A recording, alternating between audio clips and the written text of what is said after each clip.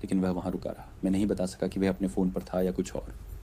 मैंने यही अंदाज़ा लगाया कि वह यही कर रहा था, क्योंकि वह बस मेज़ की ओर देख रहा था, ऐसा लग रहा था। जब यह स्पष्ट हो गया कि वह शायद उठकर कुछ ऑर्डर नहीं करने वाला है, तो मैं वहाँ से हट गया। मैं थोड़ा पीछे चला गया जहाँ मैं आराम कर सकता था और अपने फ़ोन पर जा सकता था या जो भी करना चाहता।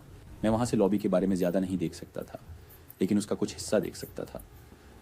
उदाहरण के लिए मैं मुख्य रूप से सिर्फ रजिस्टर और जहाँ लोग ऑर्डर करेंगे वह देख सकता था, साथ ही डोनट के केस का कुछ हिस्सा।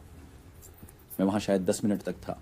मैंने कुछ देखा या सुना नहीं, इसलिए मैंने मान लिया कि वह आदमी अभी भी वहीं बैठा था। मैं काउंटर की तरफ वापस चलने के लिए उठा। जैसे ही मैं वापस आया, मैंने उस आदमी को वहाँ खड़ा देखा। वह वहाँ खड़ा था जहाँ आप ऑन ऑर्डर करते हैं, लेकिन ठीक काउंटर के सामने।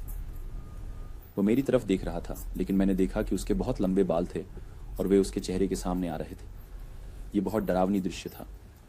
मैं उसके असली चेहरे का कोई हिस्सा मुश्किल से देख पा रहा था। क्या वह मुझे डराने की कोशिश कर रहा था?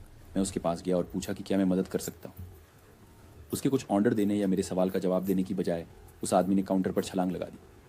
मैंने जल्दी से खुद को बचाते हुए किनारे की ओर हट गया। अब वह काउंटर के कर्मचारियों वाले हिस्से में था और मेरी तरफ दौड़ने लगा। जब वह पास आया तो उसने मुझे पकड़ने के लिए हाथ बढ़ाया, लेकिन मैं समय रहते वहाँ से हट गया और दरवाजे की ओर दौड़ा और इमारत से बाहर निकल गया। वह आदमी मेरा पीछा करते हुए बाहर नहीं आया और अंदर ही रहा।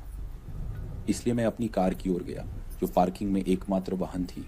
मैं अंदर गया, दरवाजे बंद किए और फिर पुलिस को बुलाया। फिर मैं उनकी आने की प्रतीक्षा करने के लिए अपनी कार में बैठा रहा। अगर वह आदमी बाहर आता और मेरा पीछा करता तो मैं गाड़ी चला सकता था। भाग्यवश उसने ऐसा नहीं किया।